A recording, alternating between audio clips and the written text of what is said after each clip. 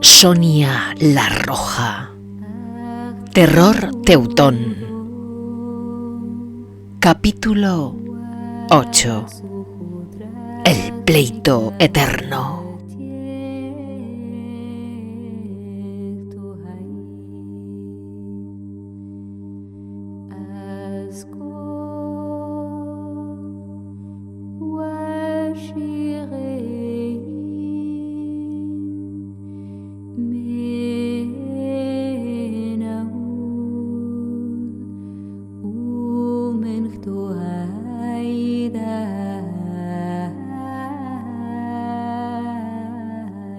Montañas y vaguadas infinitas, pequeñas poblaciones que pasaban desapercibidas, varios días casi sin descanso y, sin embargo, Sonia no parecía cansada.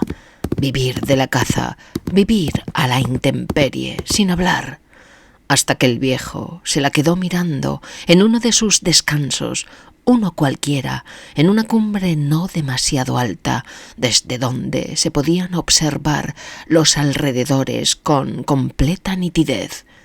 Sentados bajo el amparo de unos árboles, descansaban tranquilamente, mientras los caballos se apacentaban cerca, en una planicie de hierba fresca todavía bañada por el rocío del alba. «Parece que esta forma de vida es para ti algo normal. ¿Cómo puede ser?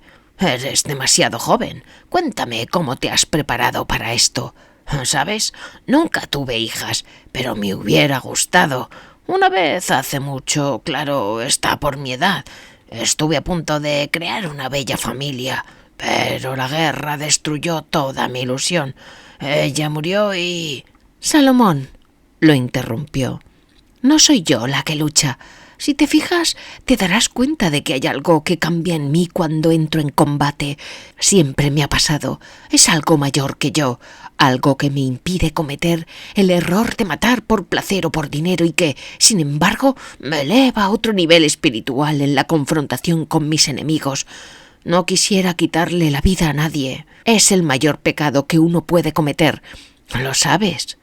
Lo miró con los ojos inyectados por unos pequeños capilares que los enrojecían. «Pero sé cuando alguien es malvado y cuando alguien no lo es. Sé cuando es un esbirro del mal y cuando no. Sin embargo, esta habilidad me ha fallado con Hurrem. Debí degollarla y no pude. ¿Cómo podría explicárselo a mi familia? ¿Cómo explicárselo a Dios? Es la única persona que ha logrado alterar mi espíritu, que ha hecho tambalear mi fe y mi amor. No quería que la recordaras más. Me refería a que eres tan joven y podrías...», contestó él mirando al suelo. «No importa si la recuerdo o no. Ahora mi hermana es mi mayor enemiga. Ahora sé contra quién lucho. Mientras que el caníbal era un hombre depravado, bajo el amparo del sultanato, me he encontrado con que mi propia sangre es la cabeza de ese sultanato. ¿Hay algo más incomprensible que eso?», siguió hablando más animada. «Me alegra que te preocupes por mí. Yo también me preocupo por ti. Mira, toda mi vida deseé saber de ella. Sufrí mucho durante años. Era mi única esperanza. Ahora me doy cuenta de que eso me ayudó a seguir adelante. Si hubiera creído que estaba muerta, que ya no existía ni siquiera ella, solo me hubiera movido el odio, y solo con odio no se soporta todo lo que yo y ese hombre», dijo señalando los huesos de Otto, «hemos soportado. Pero ahora que todo ha pasado, que las cosas se han desvelado, me di cuenta de que la frase de Cristo en la que nos enseña que nuestra verdadera familia no es la de nuestra sangre, sino la que sigue la verdad, es totalmente cierta. ¿Quién son mi madre y mis hermanos? Sino los que hacen la voluntad del Padre, que está en el cielo». Salomón lloraba mirando hacia el suelo. No podía o no quería mirarla. «Hija, eso que dices es muy cierto. Yo mismo lo he experimentado en propia carne. Siempre me traicionaron familiares. Pero no te sientas triste, hay mucho por hacer todavía, y tú y yo somos familia ahora. Tú me salvaste, yo te he ayudado a sobrevivir. Somos amigos, que es lo más hermoso que alguien puede tener, ¿no crees? Y le dio un achuchón para que se animara. Descansemos. Descansemos, hijita. Al amparo de los árboles durmieron unas horas. Era mediodía cuando siguieron camino y no descansaron hasta el día siguiente. No cruzaron palabra a partir de ese momento porque su pacto se había sellado. Eran familia, eran amigos. Se defenderían el uno al otro con su propia vida. El silencio fue redentor. Ambos disfrutaron en silencio de la compañía inestimable del otro, pero Sonia estaba atenta a ese otro que tras los árboles los seguía con cautela. No tenía claro si matarlo o dejarlo vivir. La duda era algo que no encajaba con su personalidad forjada en acero, así que no lo pensó más y dejó que el genízaro los siguiera durante unos días más. Mohek Koryan los seguía de cerca. Sabía que ella no lo había matado porque le había creído, y sabía que no lo había aceptado porque no iba sola y no podía explicarle al viejo cómo era posible que confiara en alguien que era, en teoría, su peor enemigo y que la perseguía por orden de Hurrem y Solimán. Era cierto que había desertado, eso no tenía vuelta atrás, pero le inquietaba saber cómo podía saberlo con certeza la que llamaban terror teutón entre sus camaradas. Mohek sabía que lo habría matado en un instante como a los demás, y supo que la observación que aquella guerrera realizaba antes de atacar era minuciosa. No había creído a Mohek por sus palabras, sino porque en ningún momento había preparado sus armas para atacarlos. Era lo único que podía explicar que se fiara de él. Así que el joven que buscaba cambiar de vida supo que vivía gracias a la intuición de una mujer que le había perdonado la vida, al menos de momento. Había decidido seguirlos y saber qué desenlace tendría aquella persecución. No quería volver. No lo haría, al menos que otro grupo de genízaros les siguieran los talones. Entonces quizás no tendría más remedio que mentir, pero sabía que los otros grupos habían seguido caminos diferentes. Hurrem había dejado claro que todas las vías de huida debían ser registradas minuciosamente. Para ella no era posible que su hermana siguiera con vida. La veía como un rival poderoso, como un pasado molesto, como un incordio ante sus pretensiones de mujer fuerte. La sultana del Imperio Otomano era la mujer más poderosa del mundo. Pero Mohek se daba cuenta de que no era cierto. Hurrem era una esclava, en realidad. Su hermana era libre. No sabía su nombre, pero deseaba conocerlo. La soñaba como compañera de aventuras, porque era un soñador irremediable. Un día entero peregrinando en silencio fue suficiente para que la joven aclarara sus pensamientos sobre el perseguidor. Acamparon al borde de un gran lago. Los animales se refrescaban plácidamente mientras Salomón recogía algunas bayas, raíces y plantas que podían serles de utilidad. Sonia lo observaba con cariño, sonreía y su mirada se trasladó desde el viejo hacia la fronda del bosque que les quedaba atrás. Allí estaba Mohek, agazapado entre árboles, ocultándose sin lograrlo. El joven no entendía cómo podía sentir su presencia. ¿Quién era aquella mujer capaz de saber dónde se encontraba? Estaba seguro de que no podía verlo. ¿Tenía capacidades sobrenaturales? ¿Sería una bruja? Recordó cómo en el palacio de Topkapi se rumoreaba que Hürrem había embrujado a Solimán. Su belleza y algún conjuro o maleficio fueron capaces de desbancar hasta a la primera mujer del sultán, relegándola a un lugar secundario, así como a su legítimo heredero. ¿Eran brujas las mujeres del norte? El color de su pelo rojo brillante las convertía en seres de extraordinaria belleza y sensualidad. El genízaro la miraba extasiado y ella lo miraba con su sonrisa pícara de niña traviesa. De repente le hizo un gesto con su mano derecha para que se acercara. Mohek se sorprendió, sometiéndose a su petición sin pensarlo. Ya estaba saliendo de la fronda cuando Salomón lo vio y gritó como un loco hacia Sonia: ¡Un genízaro! ¡Un genízaro! Sonia, levantándose, le dijo: «Calma, Salomón, no nos hará daño». Salomón no podía creerlo y comenzó a quejarse como un niño a su madre. «¿Qué dices? ¡Nos matará! ¡Es una trampa! ¡Sonia! ¡Sonia! ¡Nos matará! ¡Mátalo! ¡Mátalo!». El joven se acercaba sin armas. Sonia le dijo que se aproximara. Cuando estuvo cerca, ella le invitó a sentarse junto a la pequeña fogata y le dio de comer y beber. Salomón continuó con su recolección mientras observaba aquello, estupefacto.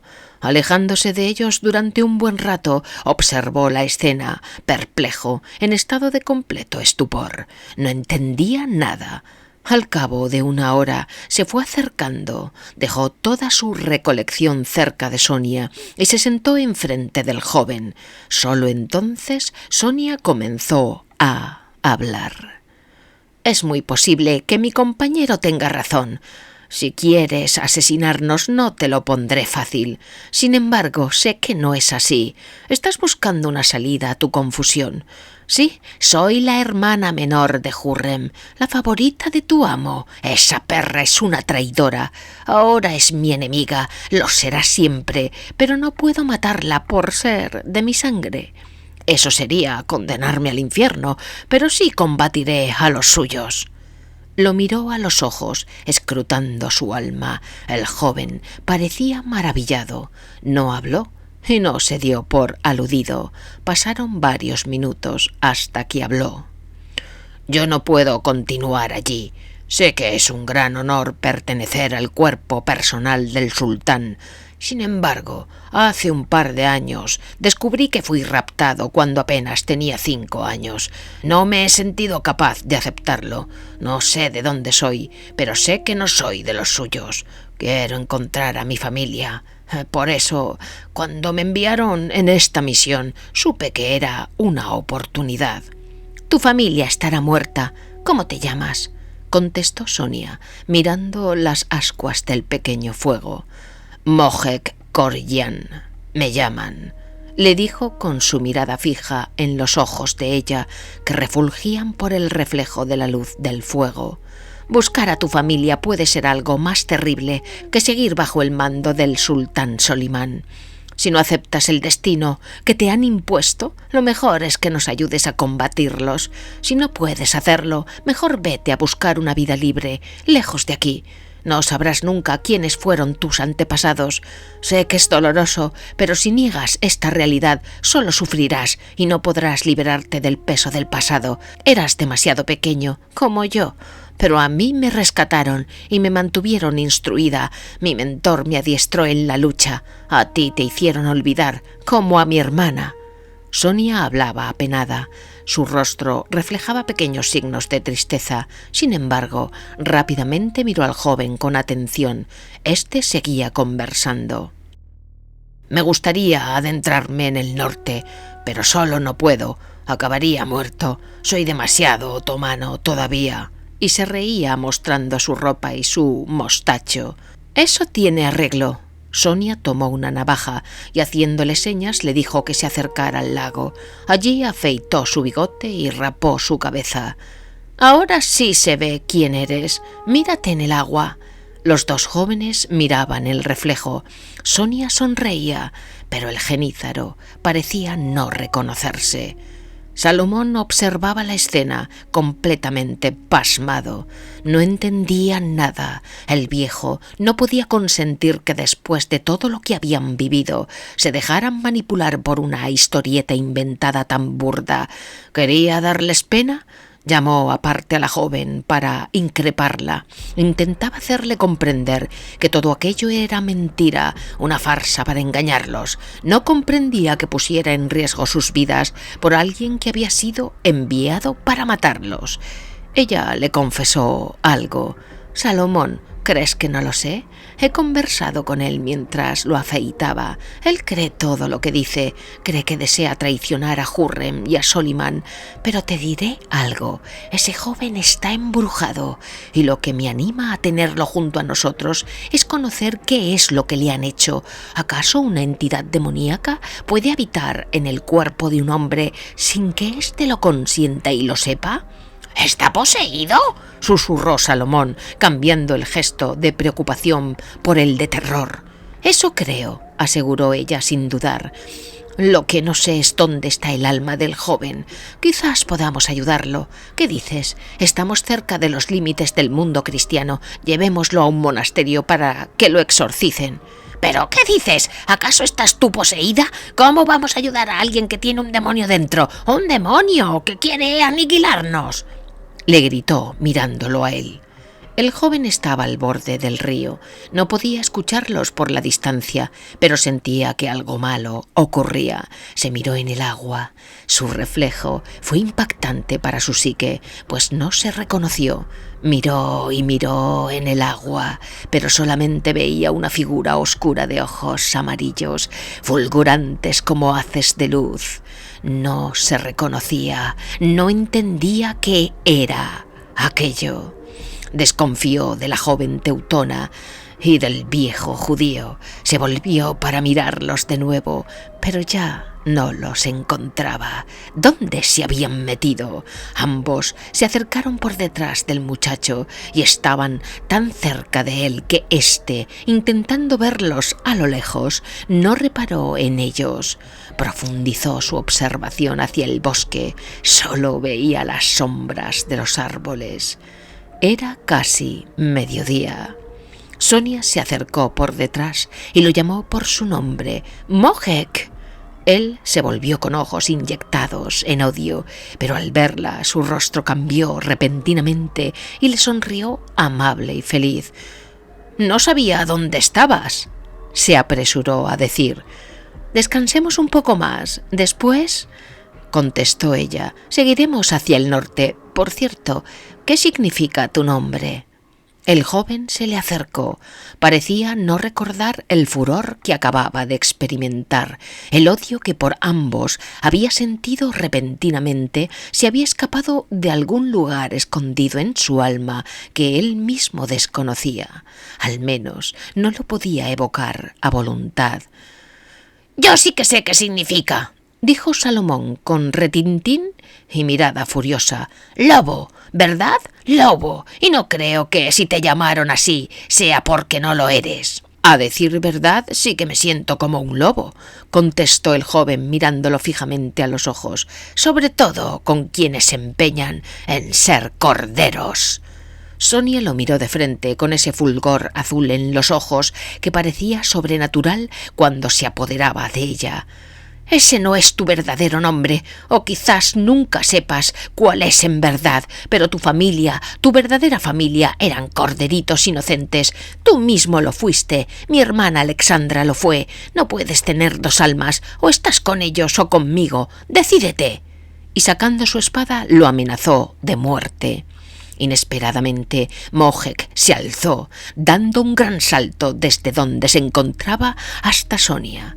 Unos cuantos metros de distancia los separaban y solo la pequeña hoguera se interponía entre ellos. Salomón, a un lado, lo miró tan sorprendido como inmovilizado por el terror.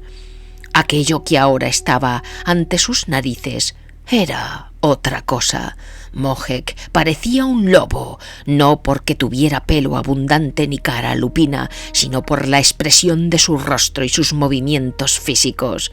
Sonia retrocedió. Sin embargo, no lo hizo por miedo, sino porque se resistía a atravesarlo con su espada. Sabía que lo estaba poseyendo era un espíritu malvado y que el joven sufría dentro de su cuerpo. El joven, se llamara como se llamara, era un pobre huérfano secuestrado en algún lugar europeo como ella. Se la veía más apenada que furiosa. Mohek se le puso delante, aullando y espumajeando por su boca con saliva amarillenta de rabia. Ella, con el puño de su espada, le arreó un golpe seco en la cabeza, tumbándolo inconsciente en el suelo. El rostro del joven reapareció, mostrando una cara bondadosa. «¿Lo ves?», dijo contestando a Salomón. «Está embrujado». «Pero no podemos ayudarlo. ¿Qué vamos a hacer por él?» «Tenemos que llevarlo a un monasterio. Mira en tu mapa. Seguro que hay alguno en el norte, no muy lejos de aquí». «Esto nos va a costar la vida, Sonia. No estoy de acuerdo». «¿Pero por qué estás siempre evitando hacer lo que debes hacer? No hay nada que pensar. Este joven tiene que ser exorcizado. ¿Qué tenemos que pensar? ¿Podemos dejarlo tirado? ¿Desde cuándo has visto que abandone a un inocente? Si es porque tienes miedo, lo comprendo. Pero, Salomón, no podemos hacer otra cosa». «¿Y si es un espía?», dijo para convencerla con otro argumento menos ruin. «Claro que es un espía, Salomón. Para eso le embrujaron. Cuando estuvimos en el bosque hace unas noches y nos querían dar caza, ¿por qué crees que no lo maté? Te vas a sorprender. Vi su rostro angelical de hombre bueno, pero acto seguido vi sus ojos amarillentos fulgurando. Me impresionó tanto que me quedé unos segundos observando cómo nos pedía clemencia para que lo aceptáramos, para que tuviéramos compasión de él. Sus ojos eran horribles. Unos instantes después parecía colapsar y no recordar nada. Entonces dijo aquello: «Quiero marcharme con vosotros. Fui raptado cuando niño. Quiero encontrar a mi familia. ¿Me escucháis? Por favor, no es una burda estratagema para haceros salir de vuestros escondrijos y mataros. Por favor». Sollozaba realmente. Pensé que estaba loco. Pero después, mientras nos perseguía, me di cuenta de que había dos versiones de él, el lobo y el hombre. Supe que en ocasiones era el lobo quien nos observaba, sediento de sangre y deseoso de aniquilarnos, pero después se convertía en el pobre y desgraciado joven que deseaba ser liberado de su captora, mi hermana. «Salomón, vamos a intentarlo. Si verdaderamente nos pone en peligro, lo mato». Salomón no habló más. No estaba de acuerdo, pero no mandaba él. No tenía capacidad para sobrevivir solo, así que asumió su papel y le ayudó a recoger su exiguo campamento. Sonia subió a Mohek a lomos de su caballo, inconsciente como estaba. Ella montó detrás.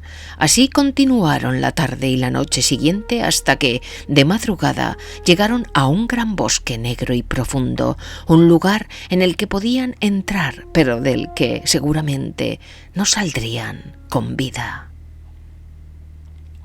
El joven parecía dormir, pero Sonia repentinamente percibió un cambio en su respiración. Paró inmediatamente, pues su propio caballo se inquietó y se movía nervioso hacia los laterales. La joven teutona agarró la cabeza de Mohek por la frente y de un brusco movimiento la levantó. Se sobrecogió. Su rostro era cada vez menos humano. Sus ojos, aunque cerrados, parecían bastante más grandes, así como su mandíbula, mucho más sobresaliente. Sin embargo, no tenía más pelo por su cabeza o cuello. Las manos tenían unas uñas grandes y negras que bien podrían ser consecuencia del descuido y la vida furtiva, pero el grosor de estas era lo que delataba el crecimiento cual garra de lobo. ¿Estaba inconsciente y se transformaba en licántropo? Se paró de golpe, bajó y arrastró al joven, pero no pudo. Estaba completamente aferrado al caballo. Este comenzó a relinchar y, soltándose de las riendas que Sonia mantenía aferradas en sus manos, salió desbocado con el joven sobre sus lomos. Salomón no lo miraba a él ni al caballo, miraba a Sonia, cuyo rostro era la mismísima desolación. La noche los iba a sorprender en medio de un bosque en el que probablemente no verían nada, con un solo caballo y con un hombre lobo asesino dispuesto a devorarlos a ambos. La cosa pintaba cada vez peor. Sonia iba a pie, Salomón sobre el caballo. Sus pasos eran lentos y la noche comenzó a revelar su presencia. Sonia, hijita, debes saber que este monstruo fue enviado por Hurrem para asegurarse de que no pudiéramos sobrevivir. Creo que es el final, aseguró el viejo Ploin desde arriba. Sonia lo miró y entonces se percató de que algo se movía por las copas de los árboles. Una sombra oscura, grande y pesada, pero que se deslizaba de rama en rama con pasmosa facilidad. Salomón está en las copas de los árboles. Mientras Sonia le contestaba, tropezaron con el cuerpo del caballo de Sonia, desplomado en el suelo. Salomón casi se cae del caballo, pues este se tropezó con el cuerpo del otro animal. Salomón bajó a observar el caballo de Sonia de cerca. ¡Le ha comido las entrañas! ¡Hay que ser asqueroso y desgraciado!, gritó, mirando hacia las copas de los grandes árboles. En aquel momento no se veía nada, no percibieron al monstruoso Mohek en las copas, pero sabían que estaba observándolos. Sonia, junto al caballo vivo, miraba hacia una dirección, después hacia la opuesta. Solo ella sabía qué era lo que veía en la oscuridad. ¡Mohek!, bramó Sonia repentinamente. Un gruñido, acompañado de pisadas, se escuchó al lado derecho de donde se encontraban. Sonia dirigió su mirada hacia la zona, aguzó su oído, escuchaba una respiración agitada. ¡Mohek! ¡Sal de tu escondite! ¡No vas a matarme! Pero antes de que terminara de hablar, una bestia parduzca de ojos y dientes amarillos saltó sobre ella, la tiró al suelo y con grandes garras negras intentaba degollarla. La teutona solamente pudo sacar su daga, la introducía una y otra vez en el costado derecho del lobo, pero este solamente se enfurecía más y más. La joven lo mantenía a cierta distancia con su otro brazo, fuerte como el brazo de un guerrero de más de 80 kilos, pero no aguantaría mucho tiempo así. Salomón se apartó instintivamente, pero al ver a aquella cosa peluda y feroz gruñendo sobre Sonia, tomó la cimitarra de Temur. No sabía siquiera cogerla bien, y le pesó tanto que inicialmente se hundió a peso por la parte del filo, mientras Sonia miraba a la fiera gritando: «¡Te veo, hermanita! ¡Has embrujado a este joven!». Y mirándolo a los ojos amarillentos, llenos de ira, continuó gritándole: «Oye mi palabra, eres hija de Lisouska y yo fui tu hermana, pero ahora tengo pleito eterno contra ti y contra los habitantes de tu tierra, porque no hay verdad, ni misericordia, ni conocimiento de Dios en vuestra tierra. Perjurar, mentir, matar, hurtar y cometer adulterio, todo esto abunda, y sangre se toca con sangre. Tu tierra será asolada, y todo morador de ella será atalado con las bestias del campo y las aves del cielo. Aun los peces del mar perecerán». Salomón consiguió alzar la espada, que dejó caer por su propio peso contra el cuello del joven. La cabeza, sin embargo, no se desprendió del cuerpo, pues la envergadura de éste era fuerte y gruesa, cual tronco de roble, pero fue suficiente daño como para que se desplomara sobre la joven medio muerto. Sonia lo tiró a un lado y miró con sorpresa al viejo Ploin. «Gracias, Salomón», y mirando de nuevo al joven le dijo: «Mi hermana lo embrujó. Veía a través de sus ojos de licántropo, observaba todo lo que él veía. Si no ha muerto, debemos llevarlo a algún lugar donde puedan ayudarlo». «Casi te mata, Sonia. No tenemos más que un caballo. Casi nos mata», gritaba y daba vueltas sin sentido, intentando comprender por qué esta joven tan cabal parecía ahora poseída por un espíritu destructivo. «Si seguimos así, jamás daremos sepultura a Otto». «Si no está muerto, debemos llevarlo. No nos van a dejar jamás. Nos seguirá a donde vayamos», contestó Sonia, muy seria. «¿No ves que respira? ¿Qué fuerza sobrenatural puede hacer algo así?», dijo más sosegado Salomón. «Salomón, el poder de la nigromancia. Alexandra está consiguiendo someterlo todo a su voluntad. La desarraigaron del amor de su familia. Esa perra es ahora insaciable. Su profundo odio hacia el mundo la ha llevado hacia el mal absoluto. No me dejará jamás. El problema no es este joven o cualquier otro secuaz que envíe. El problema es que va a usar a todo el Imperio Otomano para aniquilarme. Y si tiene que pasar por Europa entera, lo hará». Sonia tenía ahora ese fulgor azulado en sus ojos. Miraba los huesos de Otto en el saco tirado al lado del caballo muerto por Mohek. «Pero confiaste en tu hermosura y te prostituiste a causa de tu fama y derramaste tus fornicaciones a todo el que pasaba siendo suya y tomaste de tus vestidos e hiciste para ti lugares altos adornados de diversos colores y te prostituiste en ellos, cosa que no debía suceder ni ser. Tomaste asimismo tus hermosas alhajas de oro y de plata que yo te había dado e hiciste para ti imágenes de hombres y fornicaste con ellas, y no te acordaste de los días de tu juventud, cuando estabas desnuda y descubierta y estabas envuelta en tu sangre». Salomón la miraba absorto mientras recitaba al profeta Ezequiel.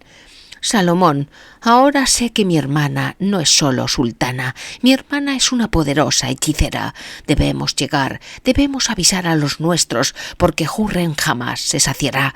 Desea sangre y poder, desea muerte y destrucción, y ha sometido a Solimán a su caprichosa voluntad. Tiene en sus manos al mayor ejército del mundo, y ahora sabe que yo lo sé». Repentinamente el joven murmuró desde el suelo. No se le escuchaba bien. Al mirarlo, Sonia comprendió que no estaba poseído por el espíritu del licántropo. Se acercó y se puso en cuclillas a su lado. «Perdóname, Sonia. No soy yo quien te odia. No soy yo. Quiero ir a mi casa. Quiero dejar de sufrir. ¡Mátame!», gritó. Sonia miró las heridas de su cuello y costado.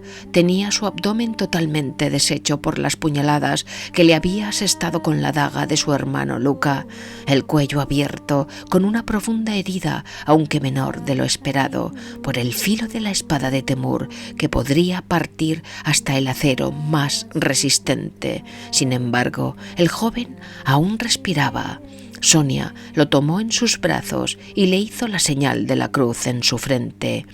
«Mohek, quedas perdonado. Yo, Sonia de Rohatyn, te perdono. Tú no tienes la culpa de que te hayan embrujado».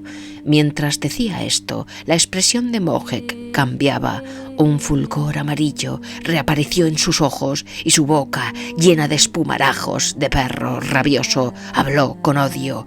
«Moriréis todos bajo las lanzas y la pólvora de mi ejército. No podrás quitarme lo que me pertenece por derecho propio.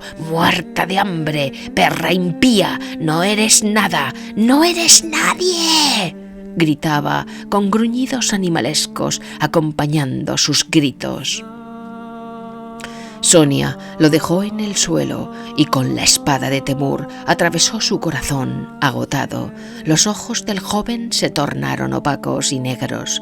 La maldita Roxelana ya no podía verla de momento. Salomón la miraba preocupado.